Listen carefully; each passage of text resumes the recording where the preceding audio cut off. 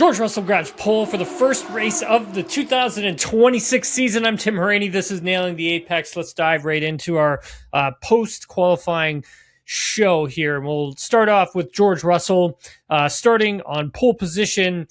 And just want to talk about the amount of work that George has put in over the off season, in the winter break, and working in the sim, trying to learn this regulation, which is really complex, it's really complicated. And we've talked about that many times on this show. But for George, putting the time in to work and learn a new way of driving a race car, it does look quite challenging. The cars do look like a handful at some points, but also add on top of all of that, like working with the engineers, the level of preparedness that these drivers now have to do heading into a race weekend is even more so than what they previously had to do, which was a lot.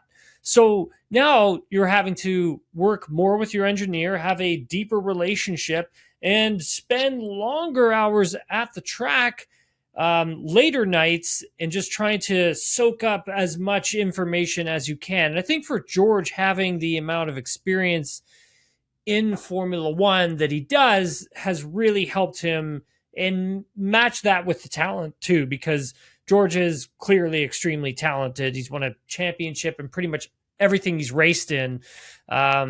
And obviously last season, I thought George was fantastic in a car that wasn't the greatest, that he made pretty good, pretty competitive. So I think just need to take the hat off for George when it comes to the amount of work that this guy put in during the winter breaks. And then obviously Mercedes has built a rocket ship here. I mean, duh. They look great, right? I mean, they've created a really, really fantastic power unit.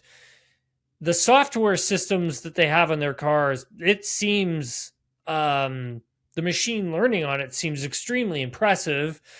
And then also on top of that as well, the deployment that this car has to learn and use and do, and for the driver, how to navigate that, how to work that, how to figure that out. I mean, all of these things do need to work together for there to be a pole position. And the amount that, the likes of George Russell has to work inside the cockpit now it's huge. Like it's massive. There is a lot of complex things going on inside the car now. And the way of driving, the style of driving, you're re-teaching muscle memory as well. So yeah, fantastic job from George Russell, also Mercedes as well, for nailing this regulation straight out of the gates here. P2 for Kimi Antonelli. He had a huge crash in free practice 3. When you have a crash of that nature, he's getting up on the curb, car's kind of coming off the ground a little bit. And like I had mentioned, and you'll see in, I may have explained it a little bit in the last track drive that I did, but essentially, hitting the curbs, depending on how much curbing you take and when you get back to the power, right, you're really unsettling the balance of the car. So with this regulation and the amount of horsepower and torque that's coming through the rear tires now, when the driver gets, cracks the loud pedal, like it's a lot. You can have the fastest reflexes in the world. You're not catching some of these snaps. Okay. So that's how fast it's happening. That being said, the bounce back for the confidence for me, for Antonelli, is remarkable. Watching Toto Wolff really console Kimi in the garage after free practice 3, telling him to keep that confidence. And he was telling Toto that he had so much confidence coming in, and Toto telling him, like, hey, you got to hold on to that confidence. I thought was a good moment. It was cool to see, but also really important as well. So when we take a look at, for a driver to gain the confidence back, because it's really hard to do when you can't build up to things anymore. So you're coming out of free practice 3, where you have that chance to build your confidence up into a push lap. And that's like when, it takes big guts, right? For that push lap. You really got to put a lot of it on the line. And you got to take some risks. And for Antonelli, going out and qualifying, the team doing a great job, first of all, putting the car back together. That thing was toast. It was destroyed. The power unit was okay. The chassis was okay. But a ton of damage. And, they were saved, obviously, by Max Verstappen crashing in Q1. And that's how they were able to get back out there. But that being said, for Antonelli to just, jump right back into the car after the team had put it back together, and you don't really know if it's put back together to the exact specification that you liked it, where the balance is the same, nothing is off. I mean, I've been in those situations where car got crashed, team did a great job of putting it back together, but had to jump right into the car so I could make qualifying. And sometimes the toe wasn't even, proper. And so instead of, I would have on my steering wheel going down a straightaway, instead of the steering wheel being straight, it's like crooked. And so you have to drive it a little differently. You have to try and figure out how to make up that little bit of a difference while you're in qualifying. Okay. Those things are hard for a driver to adapt to and to do. And I thought that for Antonelli, and we don't really know if there was anything out of place in the car when he took it out. I mean, there could have been. These guys put that thing together so fast. Sometimes little things get missed. To go out there and to put this thing P2, even though, again, the car is a rocket ship, still very good job from him. Very, very good job to bounce back and get that done. P3 for Hajar, 7/10 back of the Mercedes. Really good lap from him. He felt that his long runs, though, are decent. He doesn't think they are as fast as Mercedes, but he does feel they can hold on to their position. So hold on to that P3. So could be a podium in the cars for Hajar come Sunday. I guess that would be our Saturday evening, 11 p.m. TSN, 11 p.m. Eastern time. P4, Charles Leclerc. Good lap from him. Ferrari's running that smaller turbo, so this track was never really going to suit them. This track is very energy limited. And most tracks on the calendar aren't like this. We're going to go to some that are, don't get me wrong. But for the most part, they're not this bad. Now, there will be other tracks that suit this Ferrari, suit a smaller turbo. Miami probably will suit them. Canada could suit them. Austria could suit them. And so we'll see how that goes. But he did say something really interesting afterwards. That the car is learning based on the previous lap. And that to me explained a lot. I did a podcast on this, I think it was in January. It was either early February or it was like mid-Jan.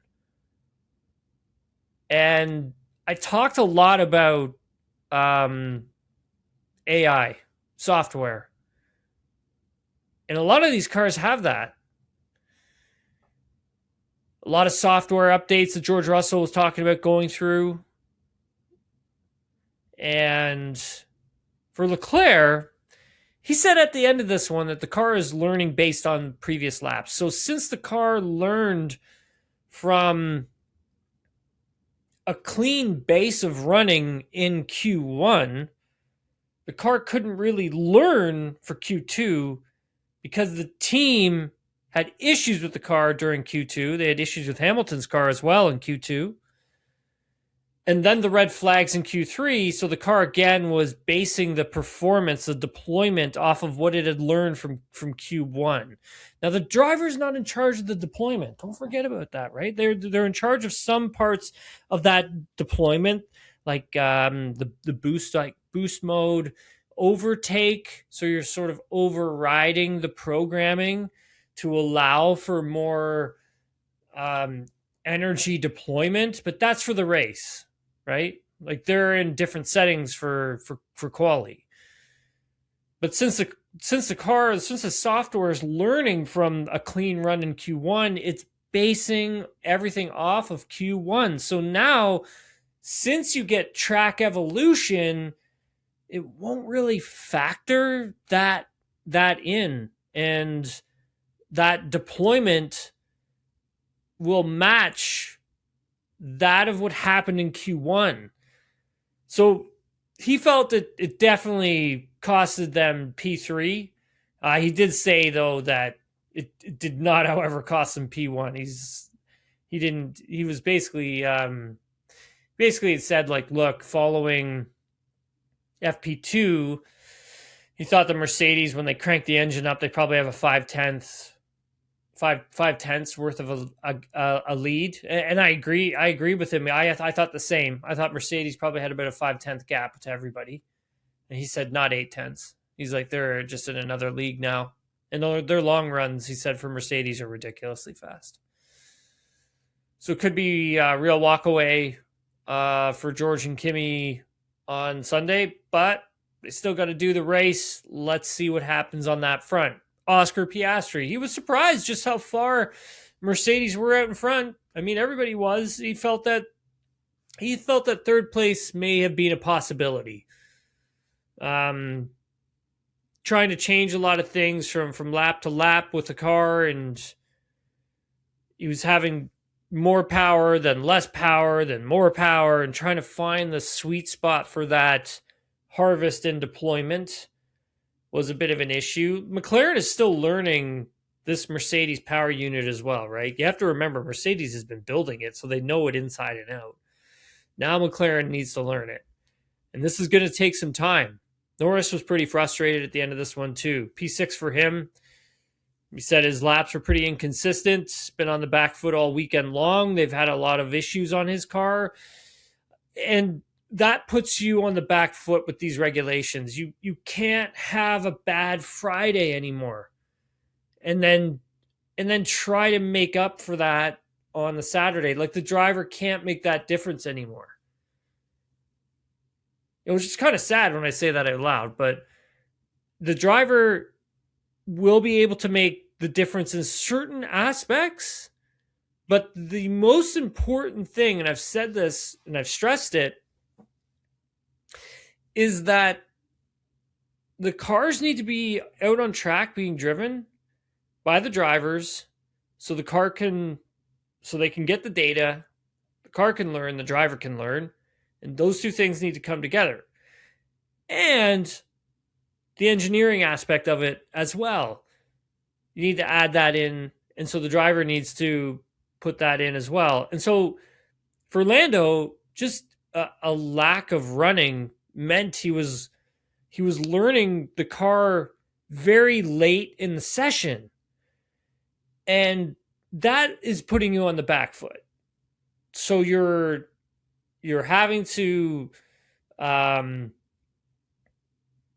learn in later sessions when you should have been learning that in the earlier sessions, and that's because they had problems with the car. They had problems in free practice 1 with it. A little bit of issue with free practice 2 as well. And then he had damage to the front wing in Q3 when he ran over Antonelli's air box or air cooler that was stuck in the side pod of his car, in Kimi's car, that the team left in. And again, I should have repeated, as I'm taping this, Antonelli hasn't been handed a penalty for 2 of the infringements that he had been hit with.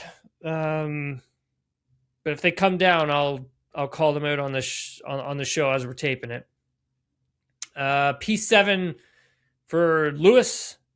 he was in good spirits, Lewis, at the end. He felt really happy in the car. He was feeling very motivated as well. I was a little concerned about Lewis when uh, qualifying ended. I wasn't too sure what his attitude was going to be like, because I remember last year having a performance like that. He was obviously not happy, right? But he was in good spirits. I was surprised. He was very positive, which is great. I mean, it's really going to help them this season. In Q2, he had deployment issues as well with the power unit, same as Leclerc. And he also mentioned that they had nothing for Mercedes, but he did mention the compression ratio thing that I thought was quite interesting. And wants to know if that is what is allowing Mercedes to have such an advantage, because he believes they have done a good job with the power unit. And I agree with him. I think Ferrari's done a great job with this power unit as well. And I think there's going to be some tracks where they are going to be hard to beat. There's going to be a lot of development with this season. There's going to be a lot of development with these power units and these cars. So, yeah, I mean, just because Mercedes has a huge advantage right now, that doesn't mean they're going to have that same advantage later on in the season. I really do see these things getting closed up quickly. I mean, I've gotten a lot of negative messages all weekend, like a lot.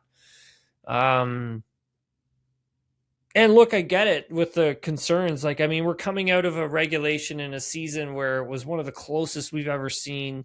I mean, the driver's title was won by 2 points, I believe it was. I mean, it was super exciting. And now we're kind of faced with another new regulation change, and we got to go through it. And look, like, I am very optimistic when it comes to team like McLaren, a team like Ferrari, a team like Red Bull, like figuring this thing out and being more competitive as the season moves along. I really am. I really do think that what we're seeing now, I don't think that's how it's going to be ending. I mean, I could be wrong, but I really don't see it that way. P8 for Liam Lawson. P9 for Lindblad. Good job by both drivers in that Racing Bulls machine. I didn't expect them to be that competitive. I really didn't. If you've seen our other podcasts on our YouTube channel, we got our own YouTube channel now, Nailing the Apex YouTube channel. And please subscribe. It would really help us a lot. But yeah, I didn't have them this high. Great stuff from the rookie, Lindblad. He was on this show back in January. Super nice guy. Had a great conversation with him. Really happy for him. He wasn't expecting to be P9. He has to understand as much as he can, I think, from his long runs that he'd done on Friday. And he's got a lot to learn tonight to take with him into the race tomorrow. So we'll see how that kind of plays out for him. P10 for Bortoleto. Great job by Gabby. Nice qualifying. On his way back to the pits at the end of Q2, he caught a false neutral, and a bunch of errors showed up on his dashboard, and the team couldn't really get the car working again to get him out for Q3. But for him to get into Q3 for the first race of the season in that Audi, really nice job from him. Nice job from Hulkenberg as well, P11. Again, I think Nelson had Audi a little higher than I did. And yeah, Nelson was right. I mean, this is a really good performance from Audi. I'm sure Jonathan Wheatley and Matteo Binotto are extremely happy with how things went. P12, P13, Behrman, Ocon, decent stuff from them. Gasly, P14, Albon, P15, Colapinto, P16. And then we get into Q1 and the exits from there. So P17 for Fernando Alonso. Let's talk a little bit about Aston Martin here to close the show out. So the amount of lap time that Aston Martin gained from free practice to quali was pretty shocking, and Alonso said it himself following qualifying. They started the weekend over 4 seconds back, but by the time they got to quali, they'd found 2 seconds. Like, that's unheard of. And he said they didn't even touch the car. Like, they didn't even do anything to the car. Like that. So that for me is them trying to learn that deployment in the harvest. I think also it's the sign of a good chassis at the end of the day. I mean, if Honda can get this thing together and, you know, we get to like race 12 or whatever, and they actually have made a huge advancement in all this. I mean, pretty exciting stuff, I think, down at Aston Martin. I mean, I know it's not exciting for them right now. It's horrible down there. But yeah, just seeing that progression. And I think for Alonso himself, seeing that progression, I think for him, he understands. I think that was for him an understanding that, like, hey, like, the more data we can collect with the car, the faster we're going to go. And I agree, because that's what I've been saying this whole time. I've said it on all the podcasts. I said they just need to be on the track and running. So all that crap that was floating around online about Aston Martin's going to come to Australia and only do one lap and then pull the plug. No. It's not how this works. These cars, these drivers, they need to be out on track. They need to collect the data. This is going to be so important. I'm telling you right now. Alonso feels that reliability, though, for the team is really hurting the potential of the car. If you can't run continuously, then you can't make the car work. So tomorrow for the race, they can't suffer any damage to the components because they don't have the spare parts for China, which is the next race in the next weekend. So they got to be very careful. They got to they got to do a lot of laps, do as many as they can, push the envelope for how far they can make this car go without breaking things, and then box it. Because if you start breaking things, then you're not racing in China. They just don't have the spare parts. Perez was P18, Bottas P19. Max Verstappen, similar thing. So when you saw what happened to Max on the broadcast, similar thing happened to Lance in Bahrain when I was there, and saw it, at the track. It was wild to see the rears lock like that. So where the rear axle just locked up and turned him around and spit him off the track. Same thing happens with Max. Verstappen, I heard from him following quali. He said he hit the brakes and the rear axle just locked up. He said he's never experienced anything like that in his career and said there was nothing he could do about it. And for a driver, that can be really scary. I mean, that sucks away your confidence in the car because you can't trust it, right? So a lot needs to be understood as to why that happened. I think a lot of it had to do with the regen coming from the brakes, the MGUK as well. Sort of that system may have been set too aggressively. Now, whether or not that's a software issue or a team issue, that remains unclear at this moment, but it is something I would love to try and understand because, again, a lot in these regulations, and the more I can learn, the more I can give back to you guys and help you understand as well. Verstappen did go to the medical center. He got a scan done on his hand. He was shaking his hand when he got out of the car. He said his hands were okay, and he's going to be able to race tomorrow. We'll see where he starts from, if he starts from pit lane or if he starts from the back of the grid. Not too sure really at this point. I will get that information and put it on my social media. Taping this at 3:30 a.m. on, what is it? Is it Sunday? No, it's Saturday. On Saturday. No. Yes. Sunday. Oh my God, I got my days. No, it's Saturday. Oh my God. Oh, yes, Saturday. So, I'll put that information out later on Saturday when I get it, where everyone's going to be starting from. Lance Stroll. So he hasn't hit the 107% marker. He hasn't set a lap time that's up to 107%. Usually when you're a driver and you don't hit the 107% marker, you can't race. However, since Fernando Alonso did show that the car could do it, and Lance could obviously do it as well, even though he didn't do it because he couldn't do the laps and the amount of laps to get to the lap time. Aston Martin's going to have to go and talk to the FIA, see if they can get some sort of a dispensation and start from pit lane. I'm sure it won't be a problem. Pretty sure Lance will be racing tomorrow. Again, though, same sort of thing. Probably not going to be able to do a ton of laps, but have to do laps to collect as much data as possible. The team was working on Lance's power unit from some issues that they were having during free practice 3 and qualifying. So that's why Lance wasn't out on the track, because the team was just working away on the car. And so for tomorrow, for the race, yeah, I expect Lance will be racing. So Adam and I are going to be back on Sunday morning.